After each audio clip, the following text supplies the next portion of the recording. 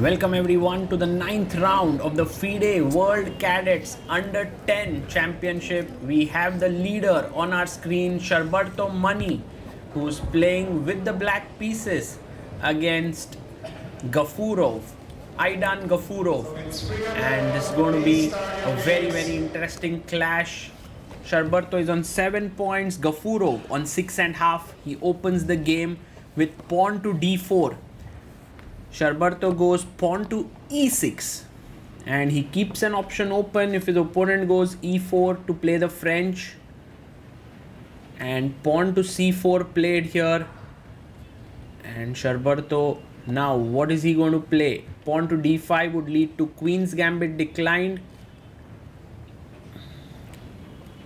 and he plays f5. We have the French, sorry, not the French, the Dutch defense on the board. And Aidan goes pawn to g3, a very logical move, getting knight f3, bishop g2 and castles going. Knight comes out to f6,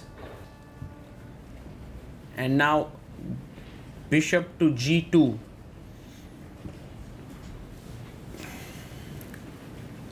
Sarbartho gives a check here, bishop b4 check, and Gafurov goes bishop to d2.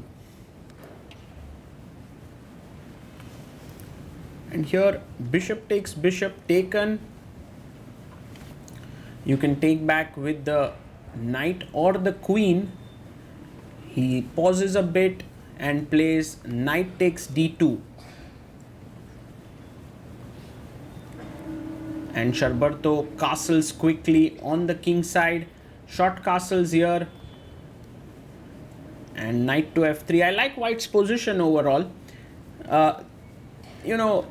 The bishop on c8 is a little bit passive. Sarbartho goes pawn to d6 and now you castle.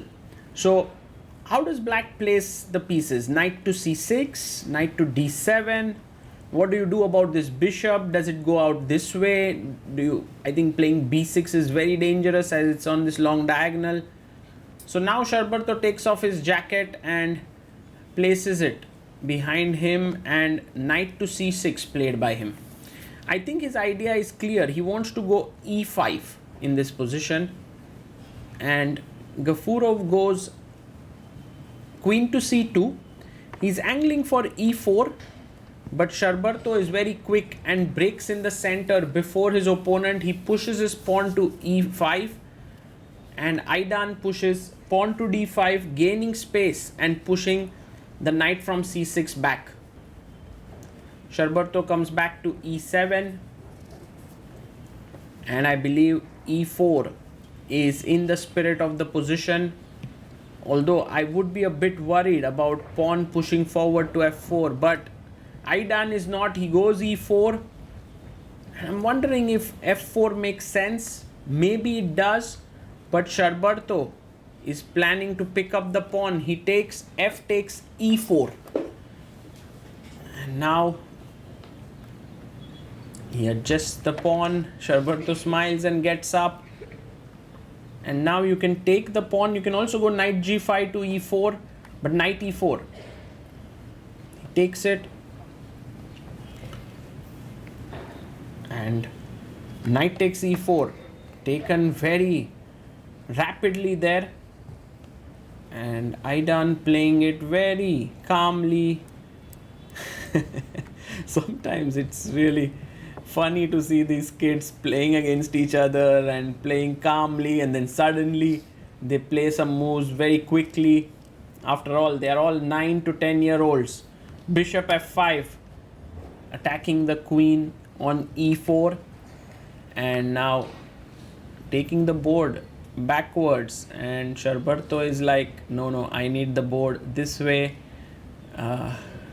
It's not just a fight on the board, but also where the board should be.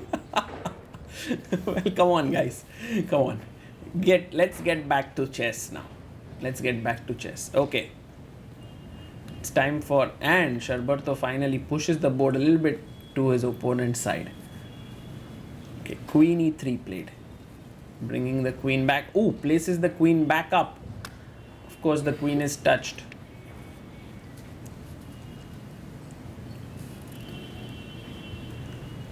And Gafurov takes a lot of time, close to 20 minutes, and now plays queen to e3. And Sarbartho goes pawn to h6. A useful move, stopping knight g5 ideas. Later on the knight could jump into e6. Maybe there is some chance of playing c5, but maybe knight h4 makes sense. I was also wondering if knight d2 to e4 made some sense there. Bishop goes back to h7, and now f4 could be an idea to just open up the position. But Gafurov is trying to play a little bit more positionally. He's trying to trade pieces. Bishop e4, queen e4. And my only worry in this position is the slight weaknesses of the light squares around the white king. So you can see that the queen is trying to come in here, pose some pressure. Otherwise, it's very even. Rook a e1 played. And Sarbartho now can bring the rook in here so that f4 is no longer a threat. He brings rook a e8. And Gafurov goes pawn to b3. He's waiting here. He's waiting for Sarbartho to make some progress. But Sarbartho goes a5. Knight to g6. Slightly weird move, I must say, because you are trading off pieces. And look at Sarbartho, they're getting a bit excited. He takes knight takes g6. Queen takes on g6. Maybe he wants to play rook f3 or rook f6 to f8.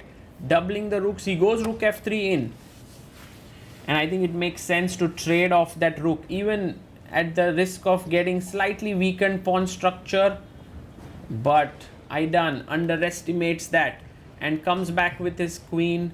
But Sarbartho now doubles the rooks on the f file. You can see a small bind building up here. Rook e3 must, but king g2. Now this is very risky.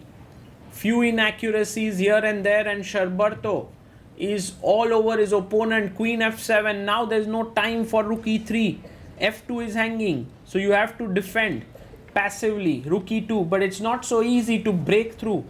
How is Sarbartho going to achieve this is the question.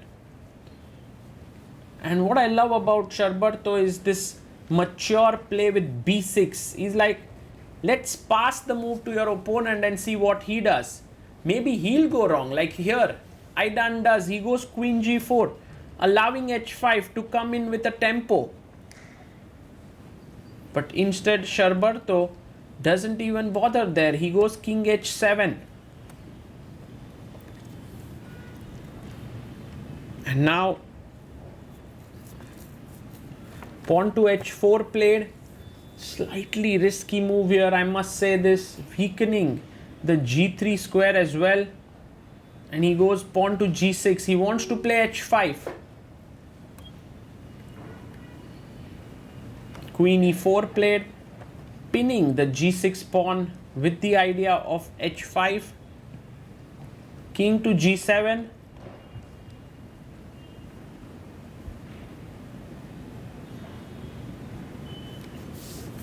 And Gafurov is under big pressure. He has to find some play. He's going queen g4. He's waiting. He's doing the right thing here. He's not trying to do something crazy.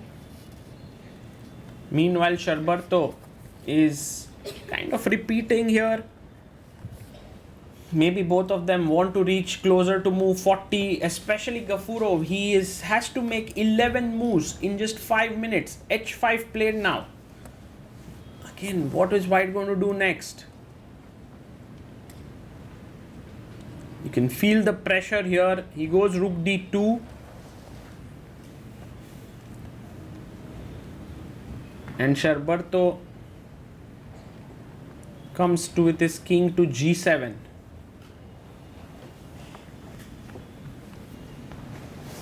At some point, the progress will have to be made with the g5 pawn break. He goes rook c2. And now let's see what Sarbartho does. few ideas. Queen f6 with g5, queen d7 to g4. He plays queen f6 calmly, nicely. Rook b2 played. And now rook to f7.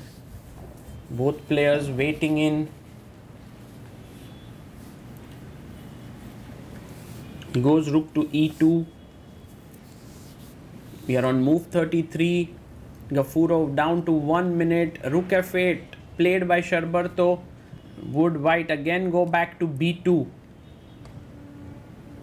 Well, Aidan does go rook b2. Maybe Sarbartho is running out of ideas. Is he? Rook f7. Sometimes you just need patience if you are not able to break through. Rook e2.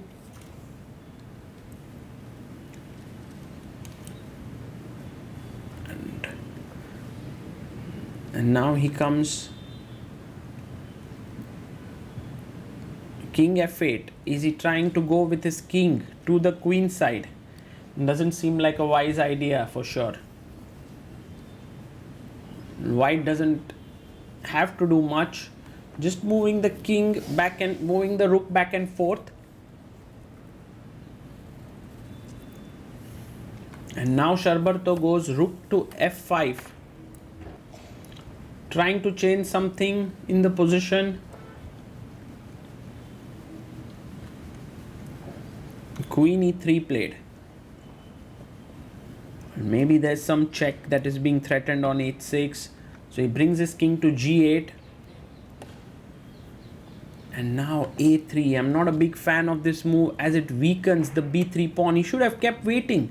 There was no need to do anything of this sort. And look at Sarbartho there. He's like, Aidan, why did you need to give me this square? I mean this b3 pawn weakness. Now rook f3. Queen h6 played. But this is already a step in the wrong direction. We have e4 coming in with an attack on the queen. Sarbartho even finds a stronger move. He goes queen f5. Queen comes to g5, wanting to trade. And he takes, h takes. And we've reached move 40. But the problem now, as you can see, rook f5. The g5 pawn is hanging. And he plays pawn to a4. And Sarbartho comes back, rook f8. Maybe he'll come back with the other rook and pick up this pawn.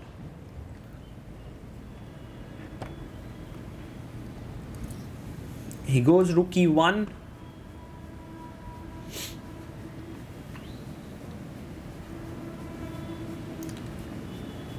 And now rook 3 f5.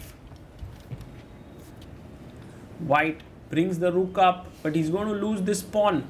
This pawn has been lost because Sarbartho had a big attack and Gafurov wanted to just trade off the queens. Now rook e4 played. Sarbartho is a master at endgames. You wouldn't kind of see him missing out here. Rook e3. And rook g5 played, threatening the move h4. Rook e4. And now king to g7. Rook comes to e2. He brings his rook to f5. Rook e3. Pushes pawn to g5 slowly and steadily. Black pawns are coming forward. f3 played. But I think it's time for Sarbartho to bring his king up. King g6. Patience is something that this boy has in plenty, I must say. And now when it's time to strike, there's no need to be patient. He goes pawn to g4. F takes g4, h takes g4 taken. Rook e4. And king g5 defends the pawn. There's no way to attack that pawn again. Rook e2. And remember the weakness on b3. Says Sarbartho, I'm coming to attack that one. Rook e3, trying to stop it. Is it possible for black to break through in here? Rook f7. Maybe it's time for zugzwang here, is it? Rook e1. Because there was no other move left. He goes rook f2. King g1. And now rook to f3. Well, there's so much pressure here. The rook can go to b3. b3 pawn is weak. g3 is weak. The black king is active. Aidan Gafurov resigns. And Sarbartho is slightly surprised. He's happy with the win. He moves to 8 points out of 9 and keeps his sole lead in the tournament with 2 rounds to go. It's not an easy tournament to win with such strong opponents, but Sarbartho showing why he is one of the strongest under 10 players out there. Aidan is not so happy with this game, but there's a lot to learn from this encounter for him. Mainly just being patient was important. Almost has tears in his eyes. That's how important that game was for him. And Sarbartho, like a gentleman, offering his hand and saying sorry to his opponent.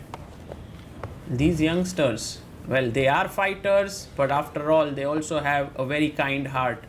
I hope that this game was enjoyable for you. For now, Sarbartho, will he win the gold in the under 10 section? We'll wait and watch. This is Sagar Shah signing off.